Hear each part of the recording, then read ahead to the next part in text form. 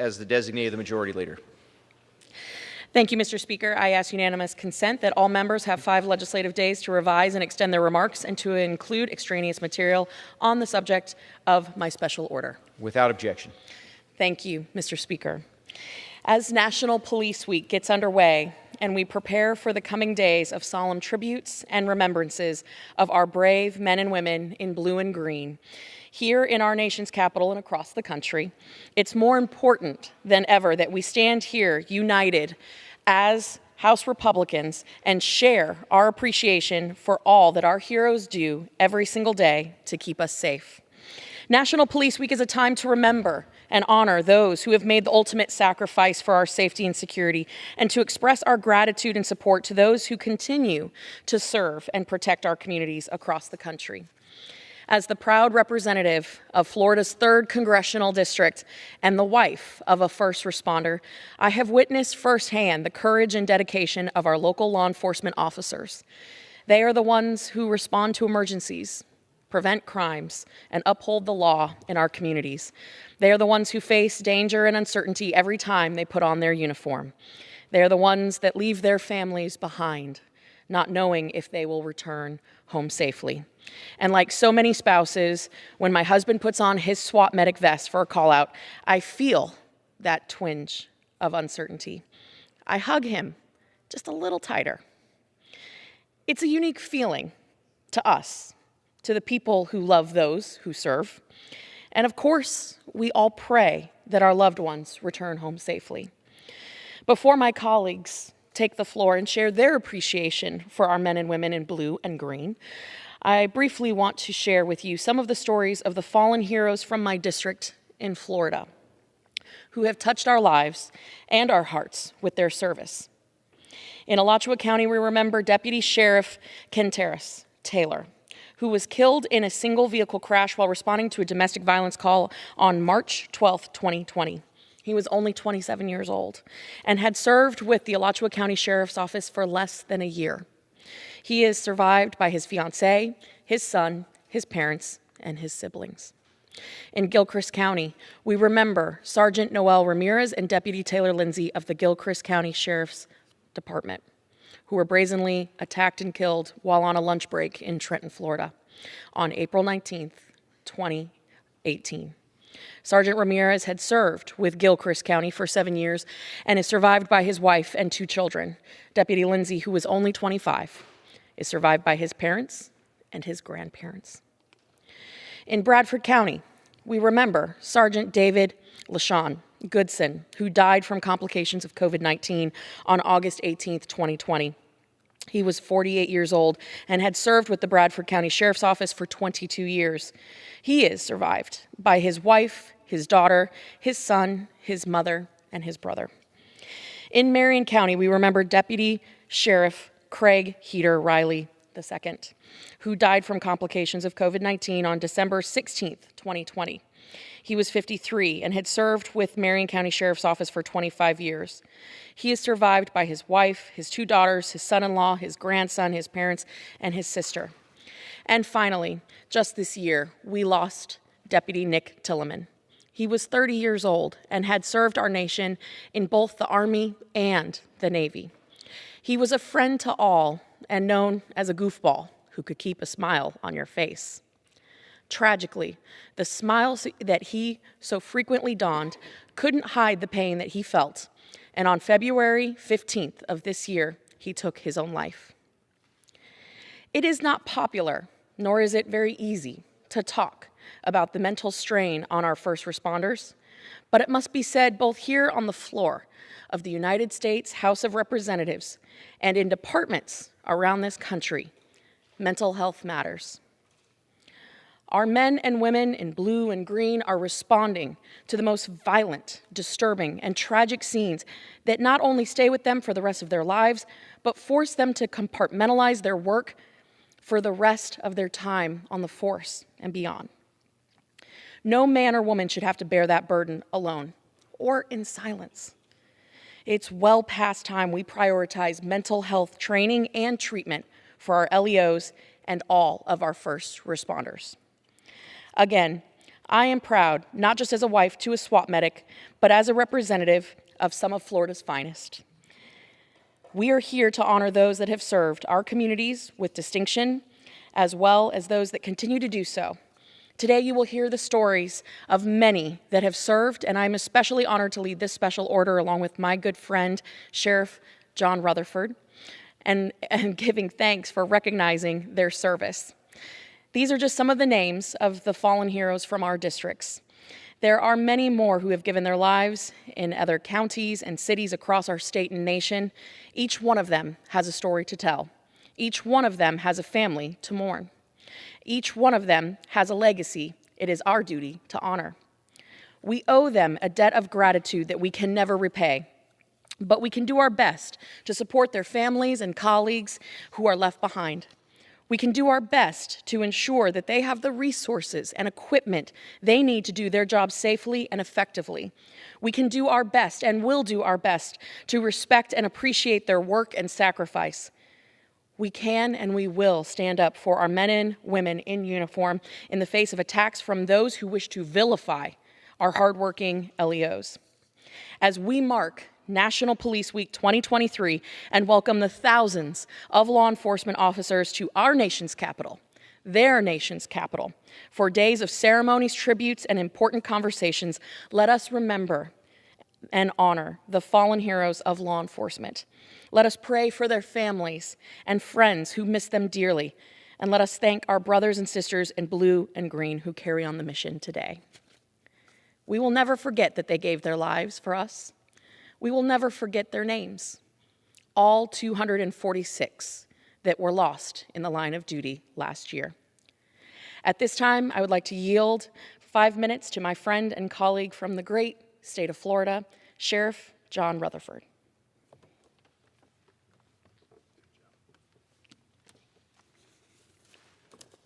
I thank the gentlelady for yielding. Mr. Speaker, throughout my life, I've answered the call to public service. For 40 years, I dedicated my career to serving in law enforcement, 12 of which I led as sheriff. So I know firsthand from experience that every day these law enforcement officers put their lives on the line when they put on their uniform and step out into their communities to keep us safe. That kind of sacrifice is part of the commitment these officers make to protecting citizens across the country and is essential to making our communities and neighborhoods safe. Over the past few years, we've seen calls to defund the police sweep across this nation, and we've heard members of this very chamber support efforts to demoralize and delegitimize the brave men and women who enforce our laws to keep us safe. This has made it incredibly difficult for law enforcement officers to do their jobs, not to mention the liberal prosecutors and district attorneys who are failing to do their jobs to keep criminals off the street. The results: a spike in violent crime that has left cities less safe than they were 3 years ago.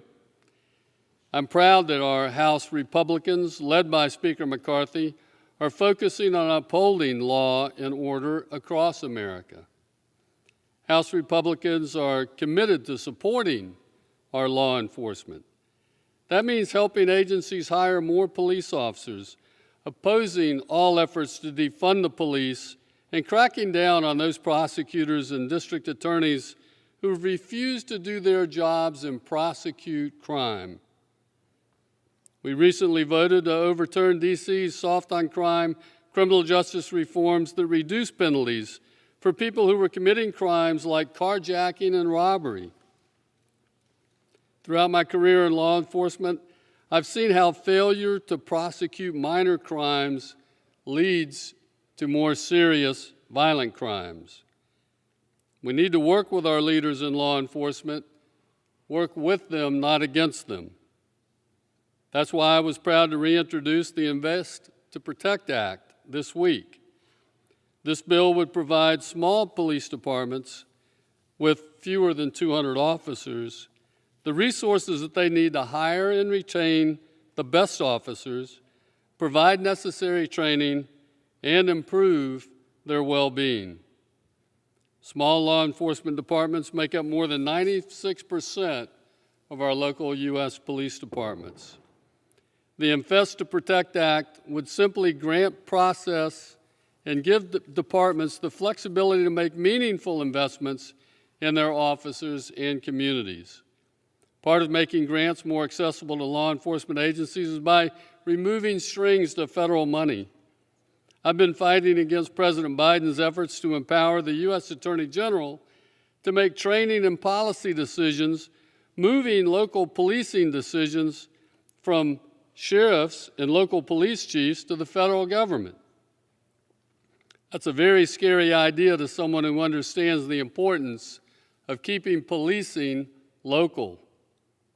The strength of America's domestic security lies in the diversity of our state and local law enforcement.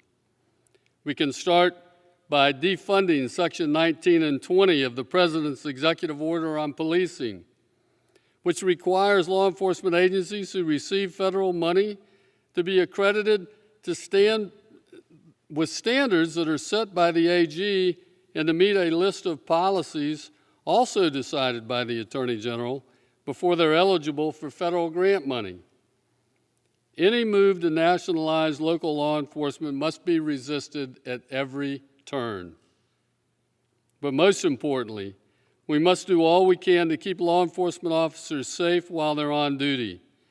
That's why I reintroduced the Protect and Serve Act again this year to strengthen penalties on criminals who violently target our law enforcement officers. We must hold these criminals accountable and show our officers that we have their backs. As we mark Police Week and remember those who gave their lives in service to their communities, we must come together to support policies that make our law enforcement officers' lives safer and more effective. Together we can support law enforcement through sound policy and oversight and send the message that House Republicans are committed to passing critical legislation through the House, Senate, and the White House. And with that, I thank you, Mr. Speaker, and I yield back. I thank the gentleman from the great state of Florida, my good friend. At this time, Mr. Speaker, I would like to welcome another great colleague and friend from the wonderful state of Texas, Representative Brian Babin. I thank the gentlewoman, my good friend from Florida, for having this special order. Mr. Speaker, for years, our men and women in blue have endured relentless attacks by leftists who wish to see them defunded and abolished completely, incredible as it may seem. A sentiment so out of touch with reality that it's incomprehensible. What rational person would abolish that very force, that thin blue line that prevents mayhem and murder in our society? This incessant demonization has pushed police officers all across this great land to resign in record-breaking numbers. Why stay in a role where you're hated, you're targeted, and without the resources necessary to do your job? Especially when the past 3 years have proven that the Democrat Party actually celebrates lawlessness. And since actions have consequences, we're watching a tsunami of crime wash over our entire nation. Yes, the radical Democrats have sown the wind, and now we are going to reap the whirlwind and are doing so now. Between their defund the police agenda and soft-on-crime policies, the left has created a system where criminals thrive and prosper instead of law-abiding citizens. 27 of the top 30 crime-ridden cities in the nation are run by the Democrat Party. The crime rate in Washington, D.C. alone is up 24%. America is a nation of laws, not anarchy. We need our police officers who run toward the danger and the chaos They put their lives on the line daily and deserve our full support and utmost respect and admiration. Today and every day, we must thank law enforcement for the courageous work that they do to keep us and our families safe. We must always back the blue. Thank you, and I yield back. Thank you to my friend and colleague from the great state of Texas for your unwavering support for our men and women in blue and green. Thank you. At this time, I would like to recognize my friend from the great state of Georgia. Go Gators. Had to throw that in there. Mr. Collins, thank you. Thank you, Mr. Speaker, and thank you, Representative Cammack and Rutherford, for leading this special order hour. For America's law enforcement and in advance of National Police Week, the brave men and women of law enforcement put their lives on the line for our safety each and every day. They do an extremely difficult job at great personal risk and do it well. Even as Monday morning quarterbacks in politics and the media lob accusations and insult at police officers, they continue to serve and protect with integrity and professionalism. Let's talk about what law enforcement does. They run toward danger when everyone else is running away. They confront the violent criminals who threaten our communities. They answer the midnight calls for help. And they don't ask you your politics, your gender, your race, or anything else before doing so. In short, they serve as a thin blue line between anarchy and chaos, between good and evil. You know what else they do? They do hug their families. They hug their families in the morning before they go to work, and they pray that they make it home. And too often they don't. Sometimes they make the ultimate sacrifice. Mr. Speaker, Locust Grove, Georgia Patrolman Chase Lee Maddox exemplified what it means to be a selfless servant of their community. Patrolman Maddox's end of watch was February 9th, 2018, when he was shot and killed in the line of duty assisting the Henry County Sheriff's Office with serving a warrant. He's survived by his wife and 2 sons, and his second son was born just days after his death. Patrolman Maddox exemplifies the risk associated with putting on the uniform and wearing a badge, and it's an honor to commemorate him today on the floor of the People's House. I think about stories like this when police officers are smeared in the press and accused of evil intent when tragedy strikes. I also think about these stories when I see left-wing politicians in cities across America implementing criminal-first policies that put our citizens and police officers in harm's way. The way to fix this crime crisis is to let cops do their jobs and make criminals do the time. Unlike my colleagues on the other side of the aisle who have chosen not to speak in support of police tonight, we will always remember, honor, and support our heroes in blue. Thank you, and I yield back. Thank you to my friend and colleague from the great state of Georgia for his comments. At this time, I would like to recognize my friend from North Carolina, Representative Edwards. Thank you, the distinguished Congresswoman from Florida. Mr. Speaker, I rise today to recognize the 47 courageous law enforcement officers who have fallen since 1906 in North Carolina's 11th District. And it saddens me to say that in the past 3 years, we've lost Ryan Phillip Hendricks from the Henderson County Sheriff's Office. We've lost Donald William Ramey from the Transylvania County Sheriff's Office. And we lost John Horton from the North Carolina Highway Patrol. In towns and cities across our nation, citizens are traveling to Washington, D.C. this week to participate in National Police Week, to honor and to remember our law enforcement officers, past and present. President John F. Kennedy, from the other side of the aisle, announced the first Police Week in 1962 to honor police officers for their faithful and loyal devotion to their responsibilities and for their courage and dedication to their communities. It is a distinct honor to represent the numerous brave men and women in law enforcement in Western North Carolina. And I rise today to say thank you to all of our law enforcement officers in cities and towns across the Blue Ridge, across the entire state of North Carolina, and across our nation. We need them now more than ever, and we must never stop backing the men and women in blue who protect us, our loved ones, and our communities. Thank you, and may God continue to bless our nation's law enforcement officers.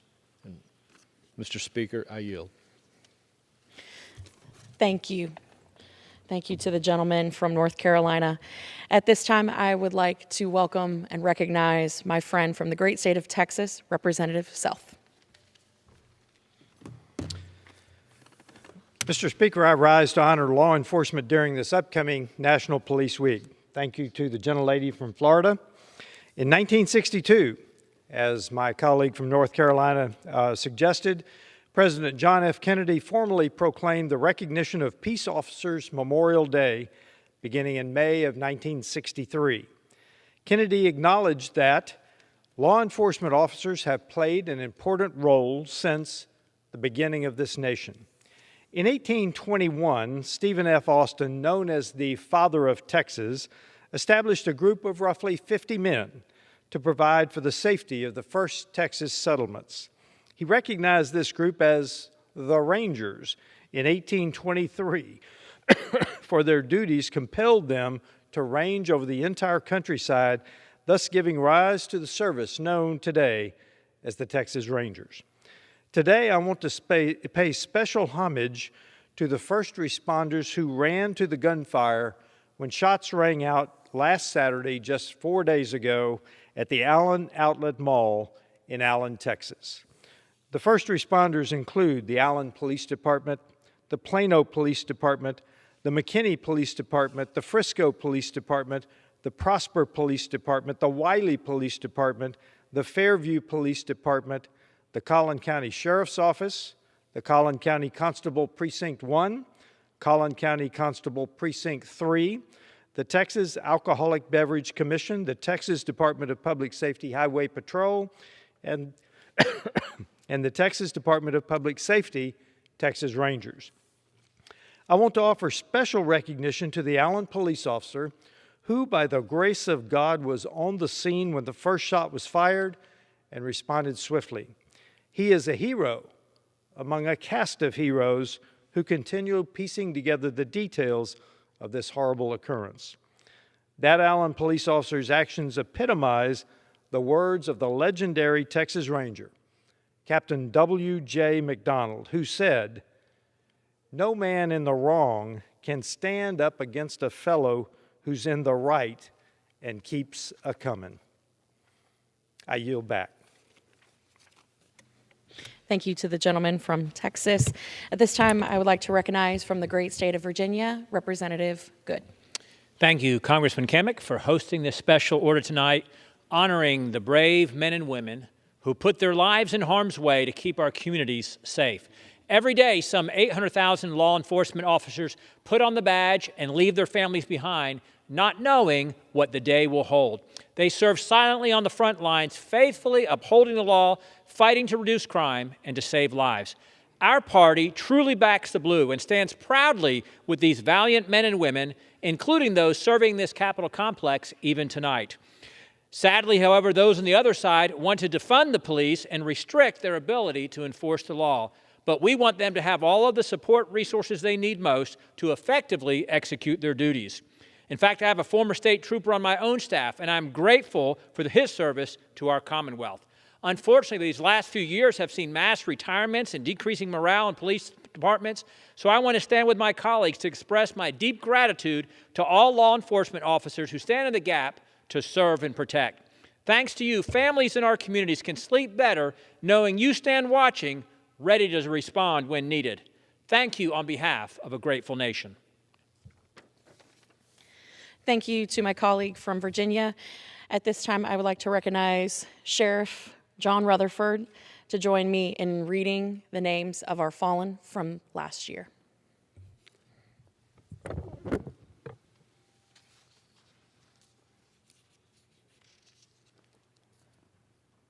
"246 officers from the state of Florida. Officer Christopher Gibson, Detective Joseph Anthony Tripoli, Deportation Officer William Hayes, Trooper John Sumter Horton, Deputy Sheriff Brian Venata, Officer Bart Lane Arnold, Officer Jesus de Leluz Chuy Lara III, Officer David Leroy Engel, Officer Franklin Joe, Officer Bruce Eckhoff, Officer Richard Lynn Tostenson, Captain Reginald Kamal Smith, Sergeant Geraldo Morales, Deputy Sheriff Michael Queenie, Detective Sergeant Janelle Visor, Officer Fernando Uriel Arios, Officer Diane Gonzalez, Corrections Officer Mark A.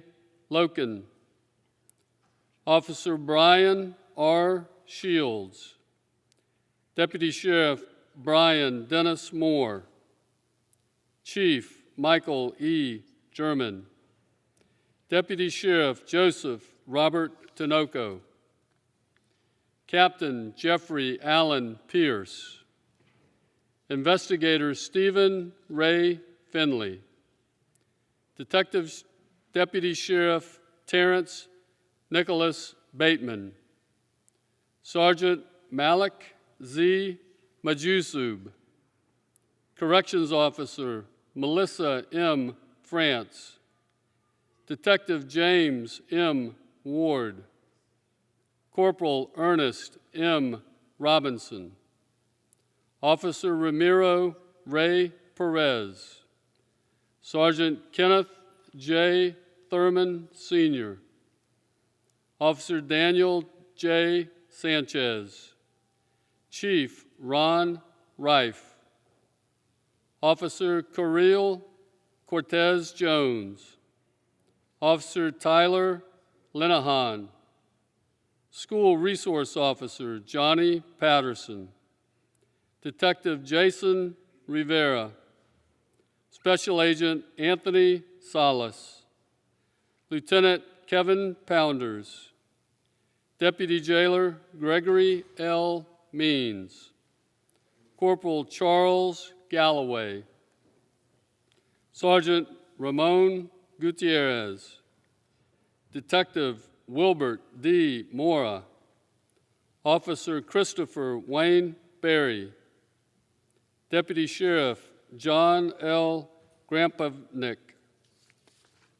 School Resource Officer Travis Hurley, Master Trooper Vincent Arnold Mullins, Deputy Sheriff Noah Rainey, Deputy Sheriff Lauren Marie Redmond, Officer Donald Sahota, Senior Correctional Officer Robert F. McCormack, Master Patrolman William Daniel Kelly, Sergeant William Shibley, Sergeant Burke N. Hannibal, Officer Chris Bardwell, Deputy Sheriff LaQuinton J. Wilson, Officer John Painter, Master Police Officer David J.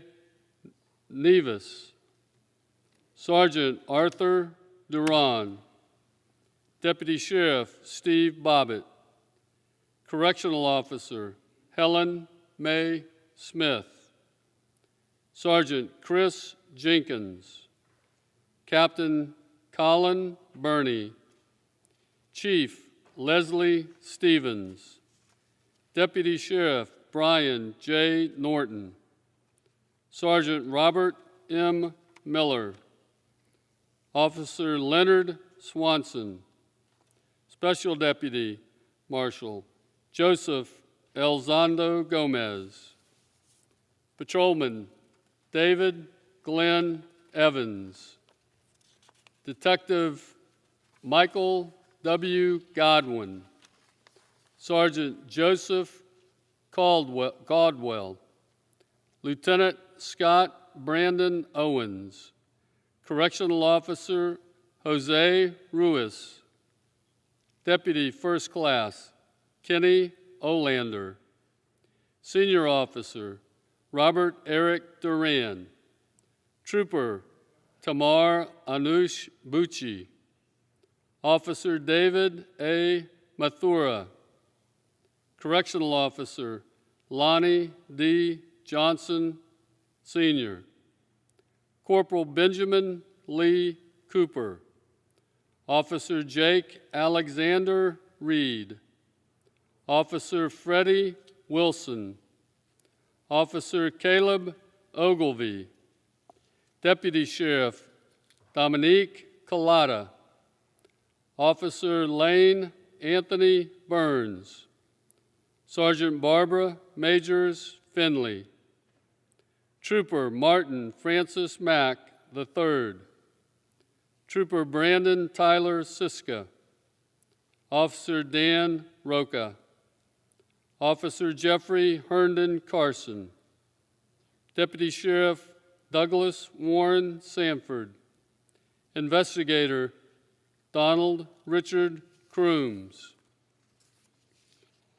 Agent John Dale Stayrook, Corrections Officer Darrell Avery, Correctional Officer Braxton Hoffman, Officer John Mestis, Correctional Officer John Barron Broadway, Corporal Shelley Godbold, Corporal Michael R. Springer, Deputy Sheriff Aubrey Phillips, Corporal James Michael McWhorter, Correctional Officer K. W. Zegger, Jr., Officer Lonnie Sneed, Corporal Michael Keith Morgan, Sheriff Robert P. Kraft, Captain Frank Keith Rizak, Jr., Deputy Sheriff Jarrett Orozzi, Corrections Deputy Bridget Lachelle Hunter, Officer Nicholas Vela, Lieutenant Jason T. Dumloa, Sergeant Matthew Horton, Deputy Constable Neil Adams, Sergeant John Joseph Donahue, Correctional Lieutenant Steve Taylor, Officer Jorge David Alvarado, Jr., Major Roderick C. Covington, Officer Dominic M. Francis, Lieutenant William David Lebo, Deputy Sheriff Darren Almendarez, Officer Trey Marcel Sutton, Sergeant Christopher Michael Vaughn, Deputy Constable Jennifer Lauren Chavez, Patrol Officer Brian Lee Simber, Officer Darrell Wayne Fortner, Sergeant Pedro Tony Candia, Deputy Sheriff James Jerry Critchlow, Officer Roy Andrew Barr, Corporal David P. Jones, Deputy Sheriff Nicholas W. Tullier, Deputy Sheriff Walter Donald Jenkins, Jr., Deputy Sheriff Robert Adam Howard, Border Patrol Agent Daniel Humberto Salazar. Chief Deputy Sheriff Jody Wayne Cash. Officer Stephen Charles Plum, Jr. Supervisory Police Officer Yu Tak Louis Tao. Senior Correctional Officer Daniel Sinkovich. Correctional Officer Jade Drennan.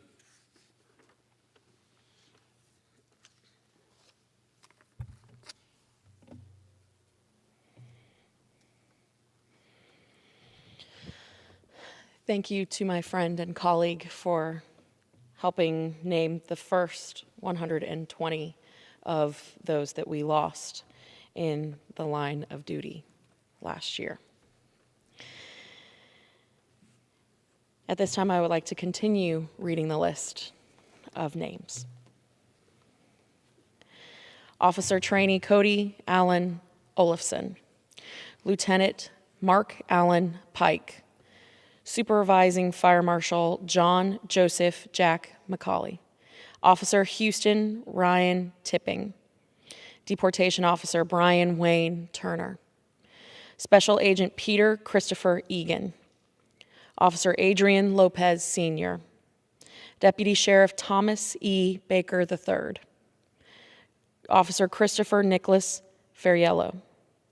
Senior Investigator Kyle Lee Patterson. Officer Kenneth Winston Kroom. Detective Justin Michael Terry. Deputy First Class Glenn R. Hillard. Sergeant Michael Domingo Paredes. Officer Joseph Anthony Santana. Sergeant Sean Free. Deputy Sheriff Austin W. Melvin Richardson. Deputy Sheriff Jamar Colin Abel. Deputy Sheriff Austin Derek Aldridge. Detention Officer Jeremiah James Story. Deputy Sheriff Jeff L. Hermanson. Sergeant Richard Lopez. Reserve Officer Jeffrey Michael David Richardson. Deputy Sheriff Bradley Stephen Henry Johnson. Captain Ralph Harlow Frazier. Deputy Sheriff William Edward Petrie. Police Officer Jacob Russell Chaffins. Sergeant John K. Williams. Officer Lauren Michael Courts. Parole Supervisor Ronald D. Spangler, Jr. Officer Brian D. Oliff. Undersheriff Lawrence George Corrin. Lieutenant Fred Douglas Beers III. Deputy Sheriff Michael Adam Levinson. Patrolman Vincent Anthony Parks. Officer Frederick G. Malley. Officer Daniel Francisco Vasquez. Sergeant Christopher James Nelson. Officer Anthony Patrick Mazurkiewicz. Supervisory Deportation Officer Rachel Elizabeth Velmus. Deputy Sheriff Matthew Eugene Yates. Sergeant Jean Harold Luis Astry. Mounted Deputy Nicole Schoof Ballant. Deputy Sheriff Lorenzo Bustos. Deputy Sheriff Jamie Lynn Reynolds. Officer Noah Jacob Shinavitz. Deputy Sheriff Dallas Ryan Edinburgh.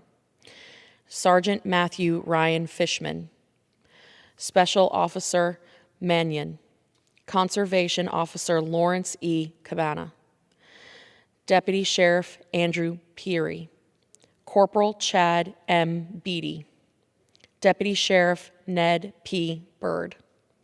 Officer Cesar Echavarri. Captain William Riley Argavas. Special Agent Jose Antonio Perez. Officer Ivan Mauricio Lopez. Sergeant Robert Blaine Swartz. Sergeant Brent Komazak. Sergeant Harold Lee Russell II. Detective Matthew Walker Blansnet. Constable Deborah Martinez Girabe. Correctional Officer Caitlin Breen Rittenauer. Deputy Sheriff Jonathan Randall Koleski. Deputy Sheriff Marshall Samuel Irvin, Jr., Trooper Cadet Patrick Donnell Dupree, Officer Dylan Michael Vakoff, Captain Janelle Sanders, Officer Lloyd Mike Todd, Officer Sierra Burton, Deputy Sheriff Michael Hartwick, Senior Patrol Officer Anthony Martin, Master Police Officer Tyrell Owens Riley, Detention Corporal Gregory Thomas Horn Sr., Sergeant Megan Burke, Major Terry Randall Arnold, Deputy Sheriff Blaine Lane, Deputy Sheriff Sidney Carter, Investigator Maisha Brianna Stewart, Lieutenant Dustin DeMonte, Sergeant Alex Hamsey, Officer Turing Tai, Officer Stephen R. Nottam III, Officer Jorge Arias, Sergeant Ivan M. Morales, Officer Logan K. Metlock, Sergeant Daniel Allen Kammerzell, Lieutenant Christina Zell, Criminal Investigator Stephen A. Carnes, Officer Brandon Sy, Marine Interdiction Agent Michael O. Maceda, Officer Jordan Jackson, Sheriff Christopher Taylor, Detective Sergeant Frank Galdino, Deputy Sheriff Jose Angel de Leon, Border Patrol Agent Raul Humberto Gonzalez, Jr., Reserve Deputy Brad Miller, Court Services Officer Matthew Warland, Senior Corrections Officer Scott Osborne Rainier, Officer Brandon Paul Esforte, Sergeant Stephen Robin, Sergeant Donald Scooby, Deputy Sheriff Daniel J. Kinn, Deputy Sheriff Oscar Bolanos Advancisca, Jr., Chief Joe Carey, Detective Paul Daniel Newell, Deputy Sheriff Corey D. McElroy, Corporal Ray Charles Hamilton, Deputy Sheriff Isaiah Cordero, Canine Benny, Canine Jedi, Canine Nitro, Canine Maya, Canine Zero, Canine Dash, Canine Major, Canine Jinx, Canine Mina, Canine Bluz, Canine Drago, Canine Exo, Canine Odin, Canine Cannon, Canine Drago, Canine Frankie, Canine Max, Canine Blue, Canine Haynes, Canine Axel, Canine Lux, Canine Rocket, Canine Figo, Canine Pepper, Canine Jack. Mr. Speaker, that is 246 officers that gave their life in the line of duty. I'd like to thank my colleagues for joining me for tonight's special order. You know, it's pretty hard to read those names.